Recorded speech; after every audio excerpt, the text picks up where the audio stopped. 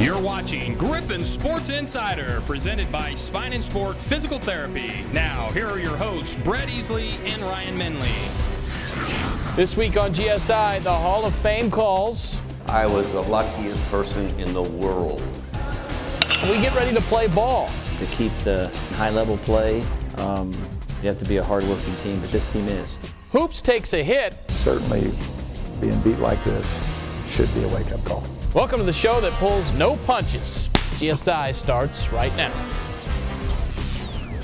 Hello and welcome. Lots of action-packed events stuffed into one 30-minute package. Let's begin. It is stuffed. Let's do it. Good show today. We tip off with a big week of home action for Missouri Western basketball. Griffin's host Lincoln Wednesday night and Lindenwood Saturday afternoon. Yeah, Brett Weiberg's men hope to rebound in a big way after losing in a big way in Joplin this past Saturday.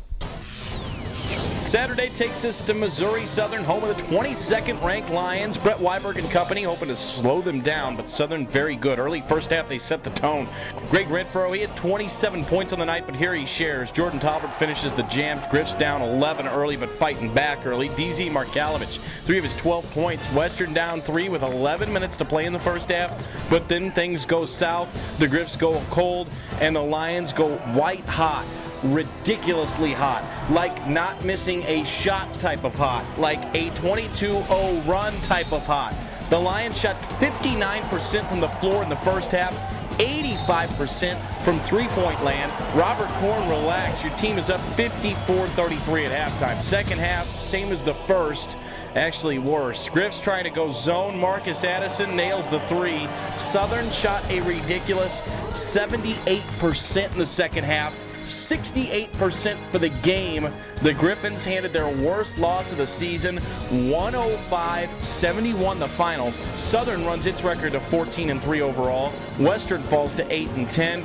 Hey, Mama said there'd be days like this, and on a day like this, Southern might have been able to beat the Miami Heat. Yeah, I mean, they came out and played their game, did a phenomenal job with it. Man, they just came out and just physically beat us in all stats and everything, field goal percentage, rebounding. It was very frustrating considering we did a week of preparation on them. We thought we had everything on them. We thought we had a good chance of coming in here and knocking them off. And we just give up way too many points, too many easy baskets, and it was just frustrating seeing it one after another. We're really bad defensively, and obviously they have some skilled players, and they did a good job getting the ball where they need to get the ball. So you combo those two things together, us being pretty bad, and then obviously they're being pretty good. It just really is a frustrating night. You would hope that it would be a wake-up call. You know, if you're a competitor and and you want to win and you have a certain winning spirit about you, certainly being beat like this should be a wake-up call. And joining us now, head coach Brett Weiberg. You know, sometimes you have days where everything can go right, and other days where everything can go wrong. Then you have days where you're playing somebody where everything can go right, and everything that you're doing is wrong, and that's kind of what happened on Sunday. I know you weren't very happy. That's right. Yeah, I wasn't happy with how we played. I just don't think anyone that was a part of that game on our side could have been pleased with how we played or how we performed. But I think the most important thing you take away from it is this is why that game went that way. And this is what we have to do to make sure that that never happens to us again, that we don't get snowballed like that again. Are you curious how your team will respond after that on Wednesday? Well, I'm fully confident that we'll respond in a positive way. But you know, we won't know 100% sure until we suit up and we play. Obviously, we just have to be a lot better. We just weren't very good, and Missouri Southern was good, and the end result is proof in the pudding there. Well, it's a big week, and one of the messages that I know you've instilled on the team is we have to protect our home floor, and we've done a pretty good job of that this year. And this week you get a couple of chances against a Lincoln team that has struggled in league play, and against a Lindenwood team who has been competitive, a little young. What are we going to see this week from those teams? Both those teams are kind of different teams. I think Lincoln's a team that's going to rely on scoring the ball and not worry as much about defense, so kind of in some ways the same with us, although that's certainly not what we're trying to do. And then Lindenwood, you know, they're going to play. They're not going to slow you down either necessarily. But they're also a team made up of a kind of a young roster. A couple of their better players are young kids, and so it's two teams that we're going to have to score some points against. But no matter what, we're going to have to play a little bit better defense. So. And you can't overlook anybody. Lincoln 2-16 overall, 0-10 in the league. Lindenwood 3-7 in the league, 8-12 overall. But this Lincoln team, that's a team that won at Northwest last year. That was a similar record. So I mean, this league is what it is. I mean, you cannot take anybody. Yeah. It doesn't matter if we were undefeated in the league, we wouldn't overlook them. But obviously, we're not undefeated in the league, and so there would be no way that we would ever overlook a team like Lincoln that is fully capable of coming in here and beating us if we don't play well. So we're not going to overlook them. I'm not overlooking them. Matter of fact, I respect what they can do. I've watched some film on them very recently, and it'll be a tough matchup for us. Brett, going back to the middle of December, for one reason or another, it seems like your roster has not been at full strength. Well, here recently, you've been without one of your guards in Darius Fulton.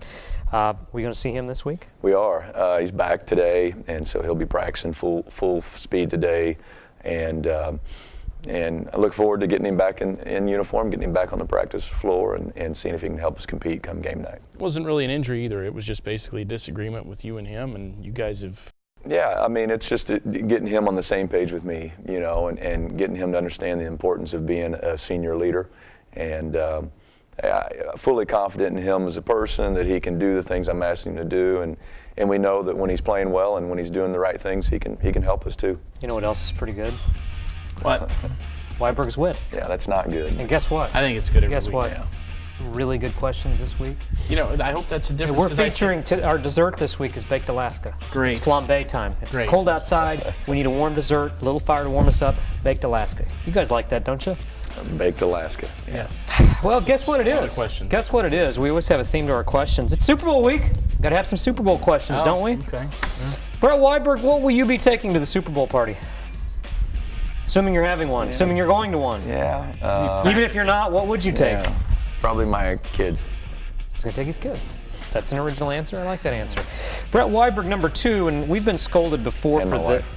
That's probably a better I was answer. just That's probably a little bit better answer. And there you go. And Christy Weiberg, We've been ease off scolded of it. for this a little bit before, but I'm going to ask anyway, only because I don't really think this has anything to do with gambling of any kind. Super Bowl, you have prop bets, okay? And one of the interesting prop bets this week is how many times Peyton Manning is going to say Omaha.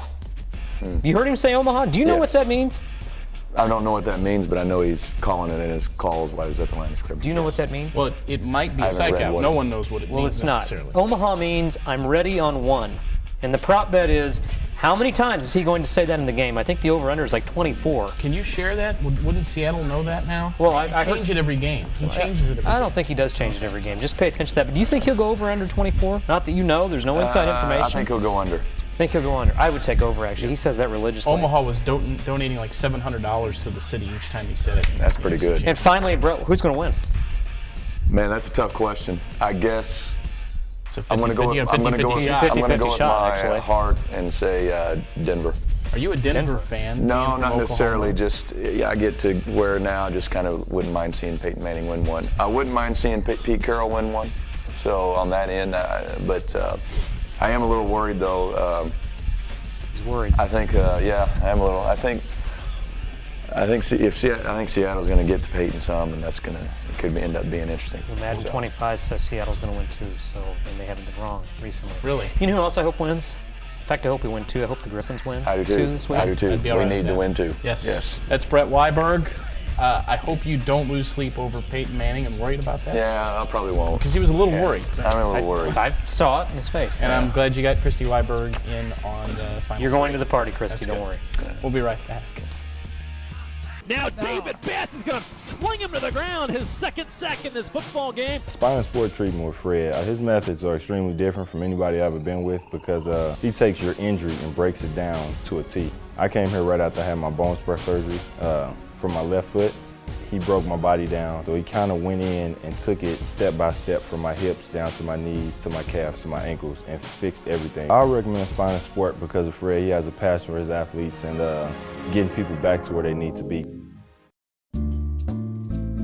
The most helpful physical therapist in the world on neck pain. I can fix it. Spine and Sport. Stay healthy, my friends.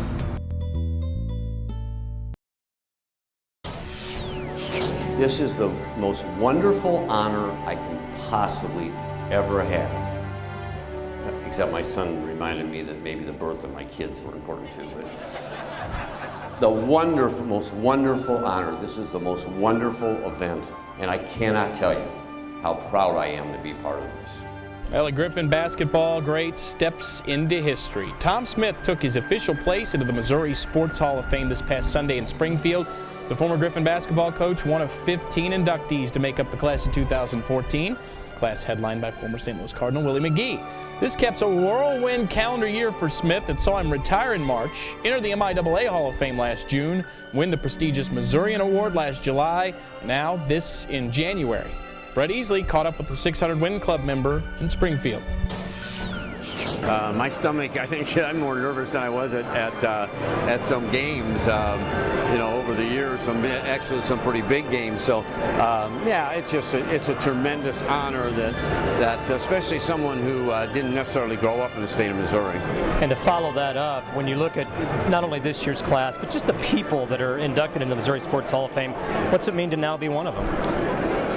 I think it means a great deal. I think, we talked a lot today about the class. It's a great class to go in with, but every class has been. I look back through the years, and I'm now in a Hall of Fame that both the guys that I worked for, Maury John, Gene Bartow, are both in this Hall of Fame, and now I'm a member. I think it means a great deal. 38 years as a head coach, 25 at Missouri Western. When you started, did you ever expect to have this type of honor?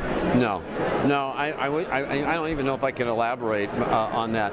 I think the answer is just simply no. You don't even think about those things. You don't even think about them when you're having good years, that it's going to be like that. And then suddenly it's over and someone makes a call and says, you've just been nominated and you're going into the Missouri Sports Hall of Fame.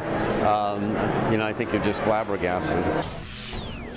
Welcome back. We're talking women's basketball now. After a rough 2-month stretch, the Griffon women now have a legit shot at finishing the next 2 months strong. It begins this Wednesday night against Lincoln. Yeah, the Griffons will try to go 2-0 this week after going 1-1 last week. Let's take a look back. Tuesday, the Missouri Western women stepping away from MIAA conference play, taking on NAIA foe Missouri Valley.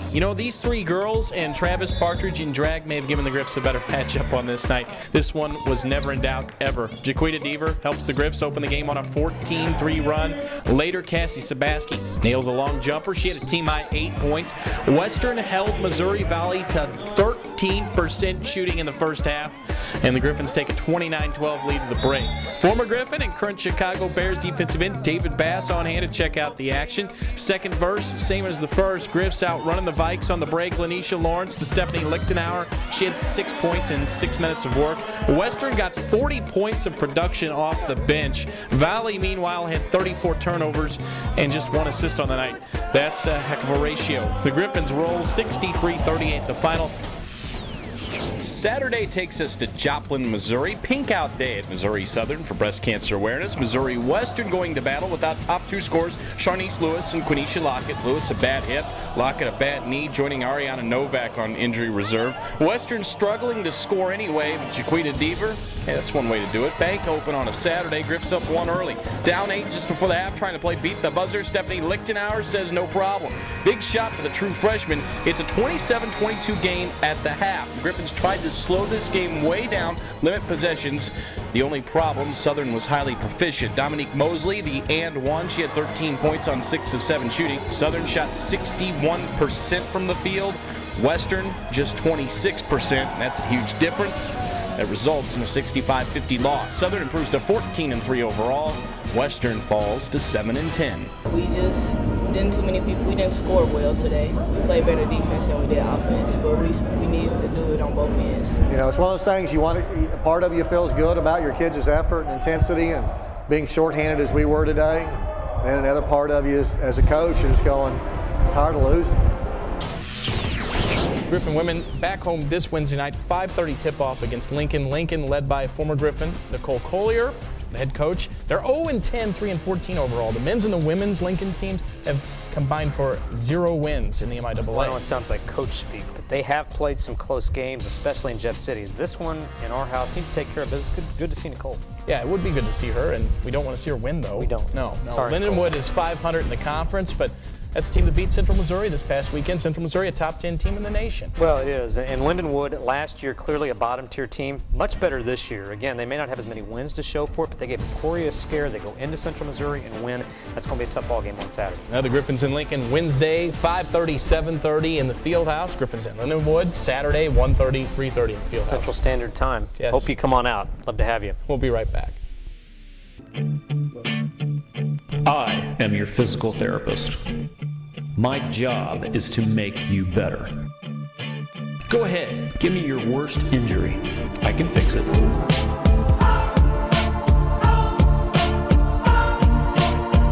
You can ignore that shoulder. You can go to someone else. Doesn't matter.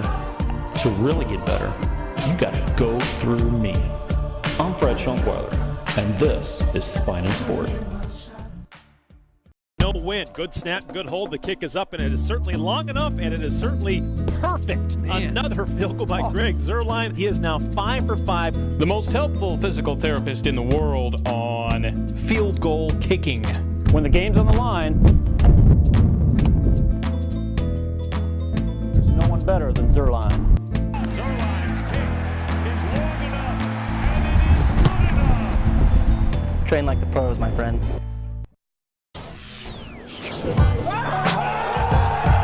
Well, Missouri Western baseball made magic in 2013, the greatest season in school history that saw the Griffons break 16 school records and capture their first ever MIAA championship. Now, the 2013 MIAA champions are almost an entirely different team in 2014. Are you ready for this? The season begins this Saturday in Arkansas at Harding University.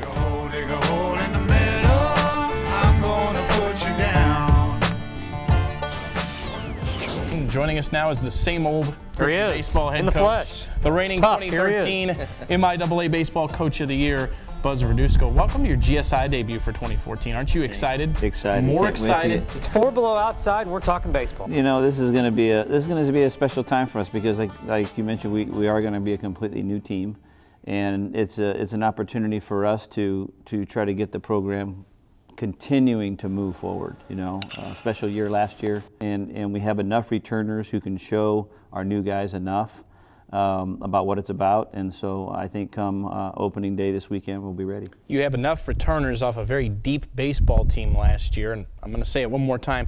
Last year, team that lost 2 guys to Major League Baseball draft, and Grant Fink and Michael Schultz. Michael Schultz was the Division II National Offensive Player of the Year. Brandon Simmons was the MIAA Conference Pitcher of the Year. You had a couple guys that batted 400. They're all graduated. You have 1 returning starter back. Don't hurt him that much, Ryan. I know. I hate to go that. Don't do that. That being said, talk about the mix of what you have coming in with the returners that rode the bench and some of the transfers as well. Well, we always told our team last year, what as special as last year's team was, what made it even more special was the reserve players and the players who now have waited their turn patiently and are getting their opportunity this season to really show what they can do. And they're all ready. Zach Kroyman, our third baseman, and Dylan Cook, and Davey Chu, who probably can start on any MIAA team, you know, the last 4 years. And so those kids have been very patient and played an unbelievable part, reserve part in our season last season, and they deserve their chance, and they're going to get it. Well, Ryan mentioned you lose Michael Schultz, and talking about some of the new players on this team, you got a guy in Cody Childs who I think you like at shortstop. Talk about him. Well, he's probably going to be as good a defensive shortstop, let's start there, as anybody we've had in a long time. And anytime, especially on the left side of the diamond where you don't give up outs and somebody as sure-handed as him can step on the field for you, I mean, it makes a huge, huge difference. And with us being as steady, I think, on the mound as we anticipate being, having somebody at shortstop who can solidify that position and really make a difference in what you do overall defensively is going to be great. And Zach Kroyman, our third baseman, you know, he's an unbelievable fielder himself. So that left side is going to make a huge, huge difference. You mentioned pitching. You really do feel like that's going to be your best strength this year from top to bottom, right? You know it is. It's hard to replace Brandon Simmons. I mean, he's a kid who every year, you know, gives you a chance to win every day. He's going to give you 10 to 12 wins a year, quality outing every time he goes out. but we don't have that single 12-game type winner. But we do have very consistent pitching staff across the board, so we don't drop off a lot. Okay, so we're going to be very, very steady as far as who we bring out of the bullpen, and so we're real happy about that. As you get deeper into the series, we think we'll be able to wear people out a little bit more as far as the mound's concerned. Well, Buzz, on the road the first couple of weekends, and these are regional games, and a lot of people say, well, early season games, you're just getting back to the swing of things, but you have Fort Worth Harding, Fort Worth Arkansas Tech coming up. These are some pretty big games early on, aren't they? Before you answer that, they play February 1st. February 1st. That's this Saturday. That's ridiculous. And we had a real short preparation time. I mean, typically we'll be inside for 3.5, 4 weeks before our first outing, and so it's a little shorter. So we had to cram a lot of things in before this coming weekend. But we think we're ready. We're prepared. We've worked hard up until this point. We understand as coaches that it's going to be a completely different look. So we might have to be a little bit more patient. But like you said, Brett, we can't look at it as we're just going out there just to go out and see what we have. We have to win. I mean, it's a situation where those games mean a lot, the regional games, and they play a big part at the end of the season. 40-12 record last year, most wins in school history, first MIAA baseball championship in school history. What are the realistic goals and expectations for 2014? I think with this team, I don't not set a standard that I think they can achieve. And one thing every year, even within the last 2 years with the special team that we've had the last couple of years, we've always set a goal to really compete within the top 4 of the conference. That's always a goal. I think if you do that, because our conference is so tough, you have a chance to continue to move on in regional and postseason, et cetera. So I think if we do a good job of really going after that goal in a realistic fashion, knowing that's possible, because I think we have the talent to do that, and understand just how tough it is, okay, within our conference, I think it could happen. But it's going to take hard work, dedication. They got to pull together, and us as coaches got to be very patient in what we do. Buzz, are you ready for Easley's Tantalizing Trio? Are you familiar with that? Well, he doesn't watch the show, so he wouldn't have any idea what this. Should we rename it? He's been on the show before. Should we rename it Verduzco's Vignette? Something like that? Should we do that? Well, Buzz, I'm going to ask you 3 questions, and you just give. I can't wait for these. The questions are good. And our soup is roasted red pepper Gouda. Doesn't that make you warm up? It does. It makes sounds like Tantalizing Trio sounds like a restaurant menu, so that's the soup today. I'm going to order roasted red pepper Gouda. Buzz, and this one ought to be really good. What is the most exciting thing you did in the off season? Probably made a poor effort at renovating my bathroom. Oh. That's exciting. That is, see, that was unscripted too. Poor effort at renovating. Did you finish it? No. No. Okay. That's why it's still exciting then. Buzz, Super Bowl Sundays this weekend. You'll be playing. You might get to listen to a little bit of it on the way home. But if you were going to a Super Bowl party and I asked you to bring a dip, what would you bring? You like dips? 9-layer dip. 9 layers. Most layers are 7 layers dips. He puts 9 layers on. And it's not always the same 9 layers. Well, that's even better. And finally, and simply, I have to ask you, Super Bowl prediction, who is it? Do you even know who's playing in the Super Bowl? I do. Who's playing in the Super Bowl? Who is playing in the Super Bowl, by the way? The Denver Broncos, because I love Peyton Manning, and Seattle Seahawks. Okay, well, who's going to win? Denver Broncos. They're going to win. Peyton Manning. Broncos going to win. What's the score going to be? 31-10. 31-10. Wow. You're predicting a blowout in the Super Bowl. Yes, boy. Okay. I don't care if you're wrong or right. I don't from the West Coast see that. I do hope that the Griffins blow out a couple wins this weekend. That would be okay, right? We saw a lot of 23-2s. I'd take 2-1. I don't care. I think the 2-1 thing is kind of what's going to be happening a lot probably this year. I think our staff's going to keep us in it. We do have a lot of team speed, so I think that's something that's big for us, and so we're going to try to use that. But we just can't wait. We can't wait to get going. You can have blowout wins if you steal every base and get everybody on, and then they score. Yes. There'll be a lot of sunflower seeds at the park too, by the way. Okay, Buzz. Buzz Verduzco, we look forward to seeing you home here in about a month or so, but get a good start on the road. That'd be a good start. That'd be great. Thank you for joining us, and we'll be right back.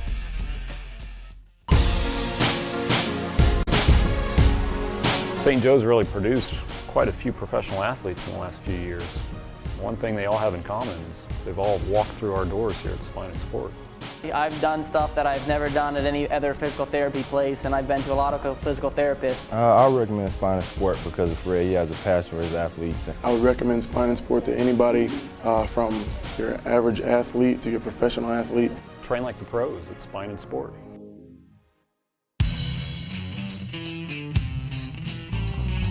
Our All right, we're here with the girls basketball team. We're talking about ankle injury prevention. You know, basketball players get a lot of ankle sprains. We want to prevent that. So let's talk about how do we warm up that ankle? How do we move that ankle three-dimensionally? We're going to show you the traditional stretch for the ankle. So we lean against this, we step up. How many times have you seen basketball players do the traditional stretch your calf stretch? And they just kind of lean in. How many times have you seen basketball players do another traditional calf stretch?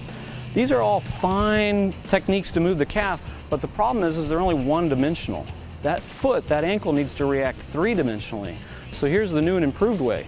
Now, in the clinic, we use these fun devices. This is called a biomechanical ankle platform system, otherwise known as the BAPS board. Alex is going to stand on there, and you see how she moves that? How that foot is not just moving one way. Now, if she does a couple squats where she bends down, now she's getting that calf. Come back up. Good job. So go ahead and come off of that, Alex. So this is a great thing to have, and honestly, every basketball player should have that on their Christmas list, but these things are $300. We can't afford that all the time. So this is how you do this at home without spending the $300. You get in that traditional stretch position. So we're going to be working the left ankle here. They're going to take their right knee, and they're going to drive their right knee front to back. And as they do that, they'll do 5 or 6 of those. They're going to keep that heel down. That ankle is getting a front to back dynamic mobility exercise. Now they're going to take their right leg and they're going to swing side to side. So the leg is straight, they swing that, there they go. And as that right leg is moving, we're more interested in what's happening here at the foot, because these joints in that foot are moving side to side, warming up that ankle. The last dimension is rotation. So now the girls are going to spin their hips in a rotational fashion. And again, this joint down here below the ankle, it's called the subtalar joint, is getting a great mobilization, good dynamic warm-up. That's preparing the athlete to prevent ankle sprains. That's preparing the athlete to move better, perform better. That's our goal. Train like the pros at Spine and Sport.